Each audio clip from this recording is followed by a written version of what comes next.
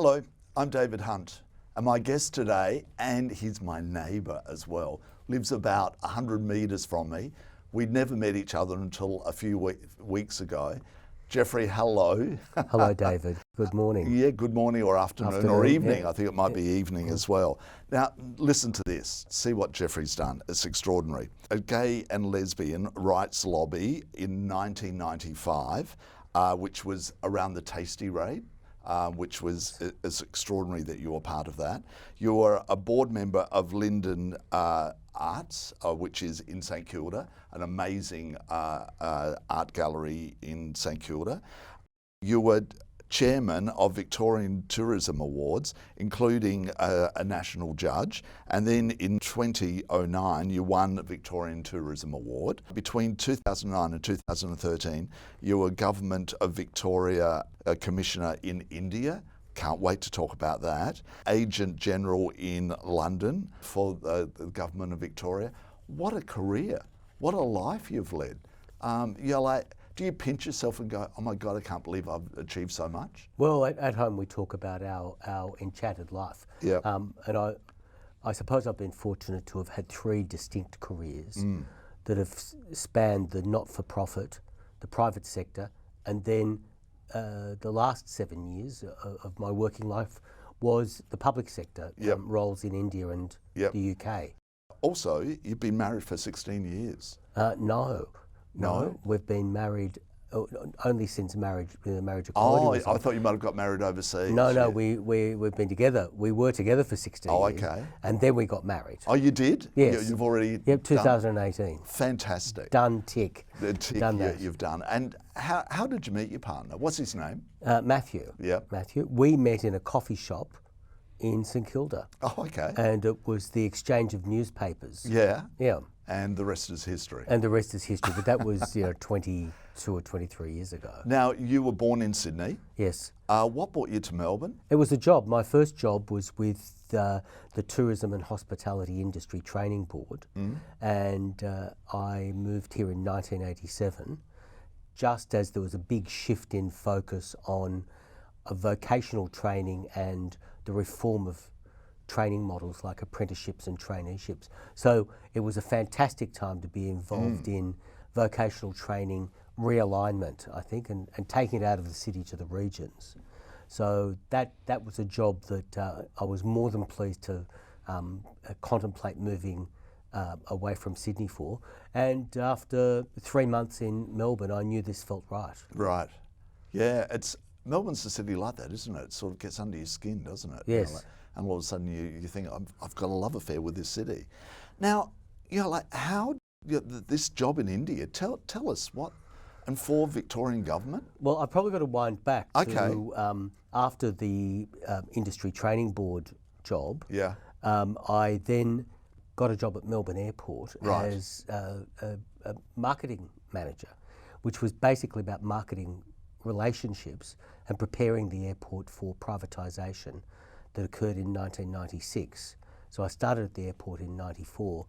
That job rolled into a number of other roles over 15 years. So I was head of corporate affairs and head of international airline development, which meant that I worked with government a lot on attracting airlines to Victoria. Wow. Yeah. So because they're all just flying into Sydney, and then you had to domestic it from. That's from right. There. Yeah. So how do we build Melbourne's total international capacity? And that was a 10-year plan.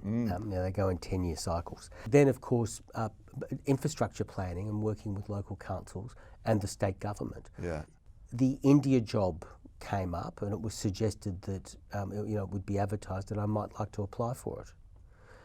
All government roles are advertised. Yeah. So I did, and I found myself in a fantastic job as Commissioner to India based in Bangalore, and we were there for 3.5 years. What an experience that would have been for you. Well, it was a really interesting time.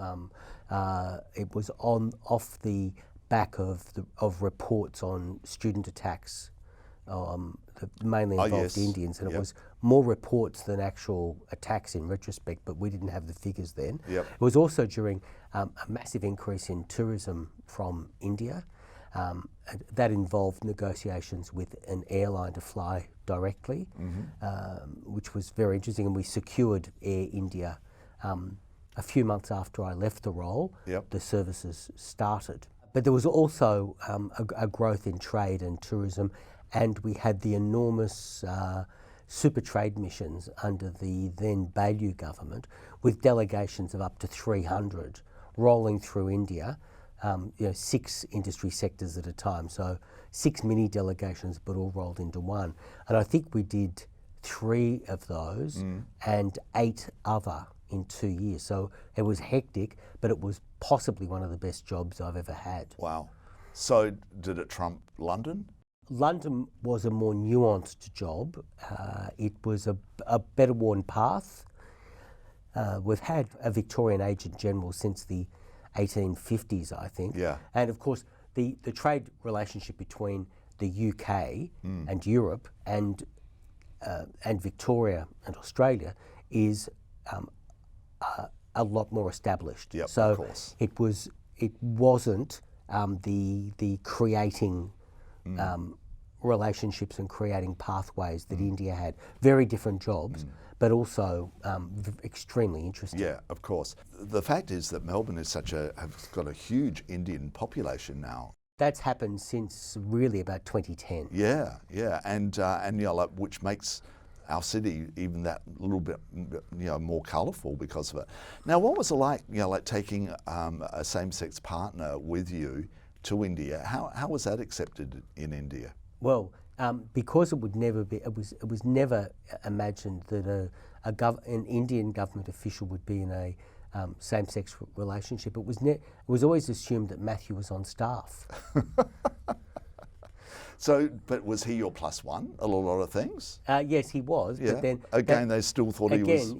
You would turn up for work things, and he didn't go to everything because not everything's interesting. Yeah. So he was able to pick and choose. Yeah. But he was the plus one. It was just assumed he was on staff. Okay. Did that worry you, or did you just shrug it off and think, that's the way of the world? That's the way of the Indian world. So we were there, and we were living in India, and we just went with the flow. Yep. We became almost vegetarians. Yeah. And Matthew left India speaking passable Hindi. Wow. Fantastic. Now let's talk about Linden. Yes.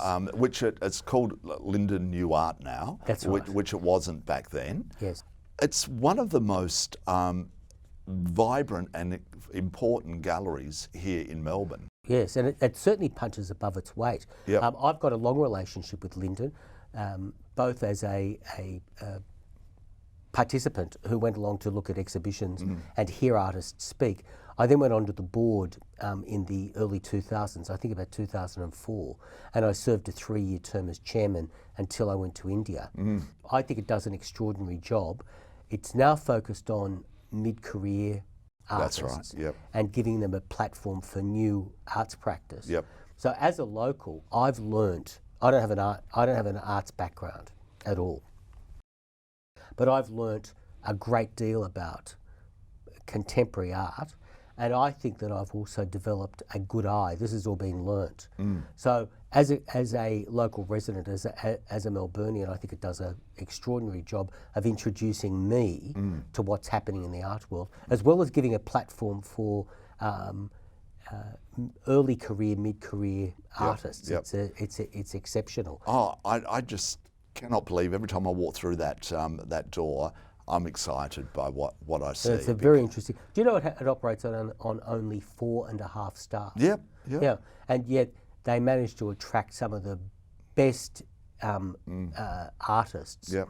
And then people who are now established had their major exhibition or their cut-through exhibition there. The ceramicist Penny Byrne, she had her first sale at Linden. That launched her into becoming professional. She now lives off being an artist.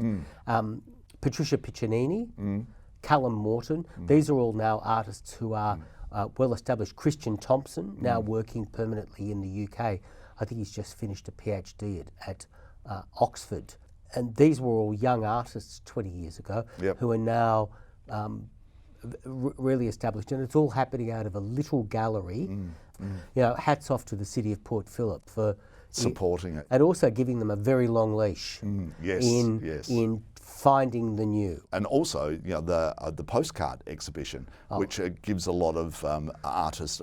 I actually spoke to one of the artists that won it a few years back, and it was his 7th time that he'd entered it, and he won it. And he said, I actually get a lot of work out of you know, like that exhibition. For your viewers who aren't aware of it, Postcards Run is for small format work. They have 1,500 entries, so 1,500 paintings, 30 by 30, I think is the format. It's a fantastic selection of unselected entry. Yep. And the fact is you can buy it. It's one of the few times you can actually buy from Linden as well. Let's go back a while now and to the Gay and Lesbian Rights Lobby. Yes. Tasty, which is very famous, that raid here in Melbourne. And why did you feel the need to be involved in it? I think it was the absolute unjustness of the Tasty raid, and also what I thought of as the futility, because what a lot of people forget is that it was supposedly a drug raid where people were detained, hundreds of people were detained for hours, like up to 12 hours, and not one arrest was made. Yep. Now, that to me sounds like harassment. And I, along with a group of other, I'd say cranky young gay and lesbian people, decided that we were going to do something about it. Yeah. And we needed to have a coordinated voice to talk to government on matters of legislation and practice. Yep. And that was a long time ago, David. That's 34 years ago. Yeah. 34 years ago. But so Geoffrey, it 24. opened up the door, didn't it? And it was such an important door that it opened for our community. Well, it was about being organised Yep. and having a united voice and being very focused on what we wanted to do. Now your street bumps into the Pride Centre, Victorian Pride Centre. Yes, it does. What do you think about the Pride Centre? How important is that to Melbourne? I think that it's important to Melbourne and all of Victoria because it's going to centralise services and community activities, and it's like having a chamber of commerce to the business community, or the Hellenic Museum to the Greek community. It is a visible central office. So I think that's really important for Melbourne and for Victoria. And the building looks amazing as well. The one that won the a fantastic design. Yeah. It's really it will both fit in and rise above St Kilda. Yeah, I think certainly a very will. clever design. Yeah. Well, neighbour, nice to Yes. chat to you today. So it was an absolute pleasure having you on today, Geoffrey. There was so much more we could talk about, but that's all we had time for. I'm David Hunt. We'll see you again soon.